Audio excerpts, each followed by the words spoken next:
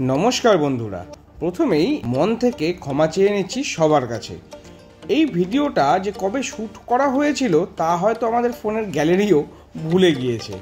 3-4 মাস আগে আন্দামান সিরিজ যখন শুরু করেছিলাম, কিন্তু মাঝপথে কাজের ব্যস্ততা আর আলু ভাজা খেতে খেতে ভিডিওর কথা মাথা থেকেই চলে গিয়েছিল। অনেক কাজ, কিছু ব্যস্ততা আর অনেক টালছেনি, মেনে নিচ্ছি, তার জন্য ক্ষমাও চেয়ে নিচ্ছি। শেষমেশ আজ ঠিক করেই ফেললাম, আর নয়, রস আইল্যান্ডের মতো একটি সুন্দর একটা দিন আর লুকিয়ে রাখা ঠিক নয়। অনেকেই আমাদের জিজ্ঞাসা করেছিলেন আর বাকি এপিসোডগুলো কোথায়। ওই যে 6-7 জন যারা নিয়মিত আমাদের ভিডিও দেখেন, অন্তত তাদের জন্য আজ সেই প্রতীক্ষার অবসান। আশা করব এই ভিডিওটি অন্তত 30 জন দেখবেন।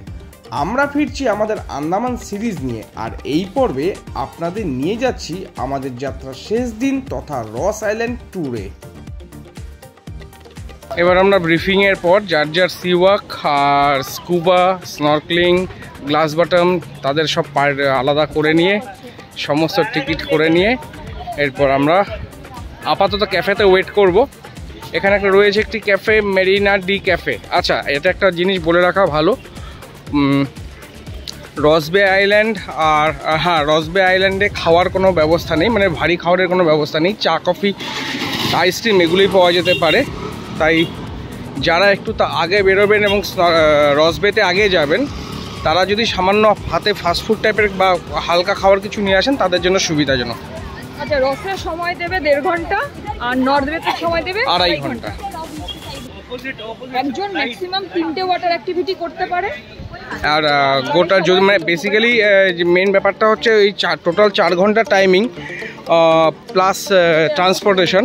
তো সমস্তটার মধ্যেই যেহেতু এই টাইমিংয়ের জন্য মাত্র একটা মানুষ হাইয়েস্ট 3টে অ্যাক্টিভিটি করতে পারবে।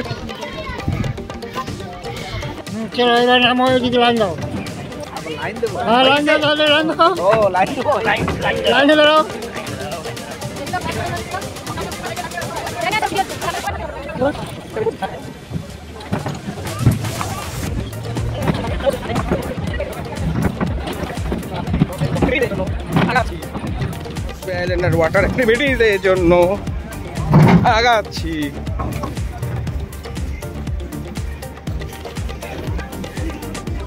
ये हमारा आ गया हम सफर।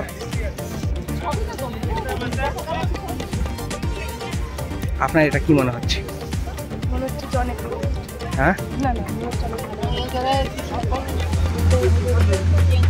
আমাদের বোট ছাড়লো হামসফর টুয়ার্ডস রস আইল্যান্ড। আমরা প্রথমে রস আইল্যান্ড যাচ্ছি।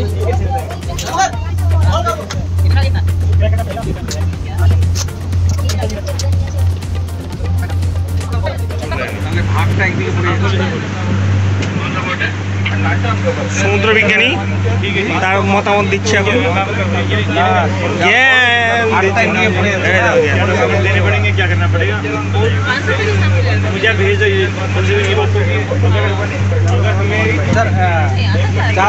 मोबाइल नंबर बता सकते हैं सर, कोई एक जन का? 8800 না, এটা হাসো। রামগড় ইচ্ছা না হাসতে তোদের মানা। এদিকে এই যে ভয় কাইতে গেছে। আরে বাবা, দেখাও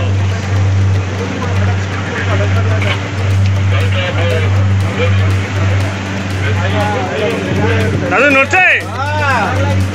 হ্যাঁ, এই দেখো ধরে বইছে। দেখতে দেখতে পৌঁছে গেলাম রস আইল্যান্ড। রস আইল্যান্ডের বর্তমান নাম নেতাজি সুভাষচন্দ্র বসু দ্বীপ। এক সময় ব্রিটিশদের প্রশাসনিক দপ্তর ছিল এই আইল্যান্ড।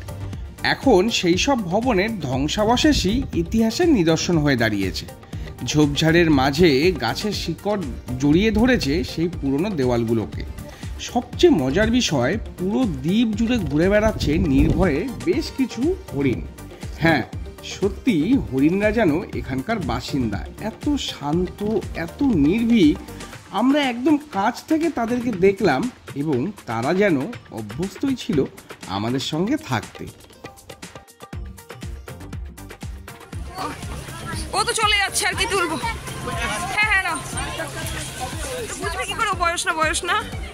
হ্যাঁ, প্রাণ ভরে সবাই ছবি তুললো হরিণের সাথে।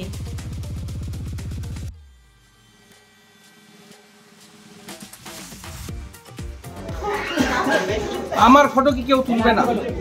দিলাম তুলে ওনাকেও দুটো ফটো। তারপর টোটো নিয়ে বেরিয়ে পড়লাম দ্বীপটা ঘুরে দেখার উদ্দেশ্যে। রসে ঘোরার জন্য আপনি হেঁটেও ঘুরতে পারেন, এখানে ব্যাটারি রিক্সাও আছে, ব্যাটারি রিক্সাও নিতে পারেন। পার হেড পেমেন্ট 80 টাকা। রস বলতে এখন নেতাজি সুভাষচন্দ্র বোস দ্বীপ। थोड़ा बताते हुए जाएंगे। ओके, सुनिए, यह आइलैंड का पहला नाम था रॉस आइलैंड, जो डैनियल रॉस के नाम से थे, ब्रिटिश सर्वेयर का नाम से रखा गया था। 2018 में नाम चेंज कर दिया गया नेताजी सुभाष चंद्र बोस द्वीप। यह आइलैंड जो है ब्रिटिश का पहला राजधानी था, फर्स्ट कैपिटल। यहाँ में अंग्रेज ने क्या क्या बनाया हुआ है वो आपको दिखाते हुए लेके जाएंगे। लेफ्ट साइड देखिए प्रिंटिंग प्रेस, पावर हाउस, पीछे स्विमिंग पूल, और सामने देखिए लेफ्ट साइड में जो वाइट वाले बिल्डिंग है ये थे उस समय का बेकरी हुआ करते थे। आज के डेट में राइट साइड देखिए चेयर लगा हुआ है, इधर बैठा के शो दिखाते हैं लाइट एंड साउंड। ये होता है यूनिक 530। और ये लेफ्ट साइड देखिए थे सप्लाई ऑफिसर के ऑफिस और उनका रेसिडेंस। उसके ठीक सामने देखिए राइट साइड में ये जो मैदान है ये होते थे उस समय का टेनिस कोर्ट हुआ करते थे, बाद में पेड़ लग गए। और ये राइट साइड देखिए कुछ कुछ जगह सब दिख रहा है।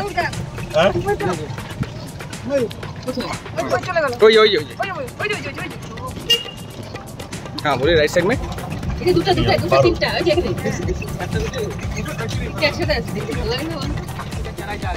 देखिए ये प्रिंटिंग प्रेस था, ये था पावर हाउस, और जो ब्लैक कलर का ट्रांस है सब लोगों ने वो था ड्रिंकिंग वाटर प्लांट था, उसी जमाना का आरो प्लांट। ब्लू वाटर को डिस्टी वाटर में कन्वर्ट करता था उसी टाइम। राइट साइड देखिए ये था उसी जमाना का चर्च था, 1840 का प्रेस पेटेरियन चर्च, 1840 का चर्च है, चर्च प्रेस पेटेरियन चर्च। पहला जेल था वाइपर आइलैंड, दूसरा ये सेकंड जेल रॉस आइलैंड था, थर्ड जेल सेलुलर जेल। जो जापान ने आप जगह बनाया हो। और ये आ गए आईएएस पॉइंट जो सी लेवल से 200 फीट हाइट आपको यहाँ ड्रॉप करेगा। यहाँ से जाइए नीचे। अभी हम लोग आइलैंड का हाईएस्ट पॉइंट तक आ गए, सी लेवल से 200 फीट हाइट, 200 फीट ऊपर है। गाड़ी यहाँ पर ही रुकेगा, आप लोग उतर के यहाँ का जो मेन बेस्ट व्यू पॉइंट है फोटोग्राफी के लिए, नीचे एक लाइट हाउस है। आप लोग पहले लाइट हाउस जाइए, लाइट हाउस का फोटोग्राफी करिए। फोटोग्राफी करने के बाद इस तरह गाड़ी खड़ा रहेगा, गाड़ी आते जाते रहेगा। पता एक नंबर गाड़ी पर आया, जाल दिया कर रिटर्न टाइम कोई भी गाड़ी में बैठ के आप लोग जा सकते हैं। ओके,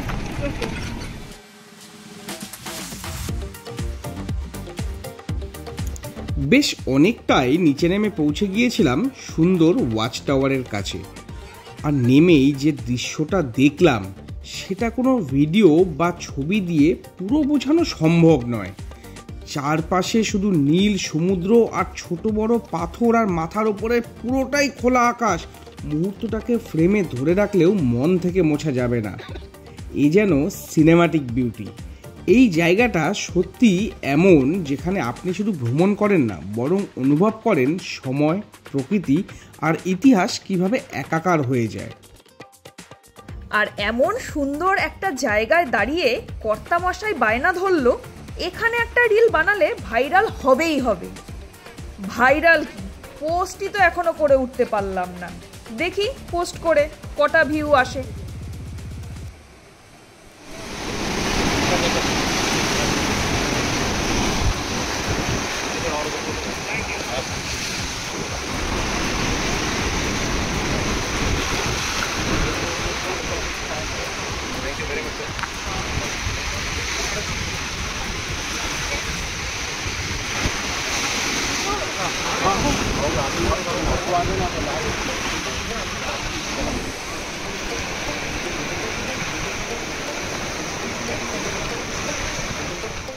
এরকম সিনেমাটিক জায়গাতে মনোরম ওয়েদারে বেশ কিছু ভালো ছবি তুলে আমরা রস আইল্যান্ডের জার্নি শেষ করেছিলাম।